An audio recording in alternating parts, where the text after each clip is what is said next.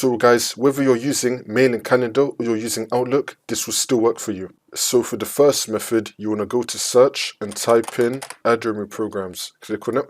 And now once you're on this, you want to find the application you're having a problem with, whether that be Mail and Calendar or with Outlook. So you want to scroll down. In my case, I'm going to demonstrate it with Outlook, but if yours is Mail and Calendar, you want to find out. And now once you find that, on the right hand side, you want to click on the three dots and then click on Advanced Options. And now once we're here, you want to scroll down. You want to click on Terminate and then click on Reset. And then click on Reset again. You want to reset your application. See if that works for you.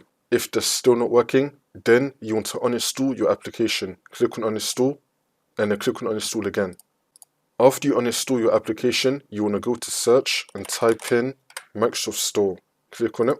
And then once you're on this, you want to search for your application again, whether that be Mail and Calendar or for Outlook. For me, I'm going to search for Outlook. You want to find your application, click on it. And then you just want to reinstall it again, and then hopefully this will fix your problem.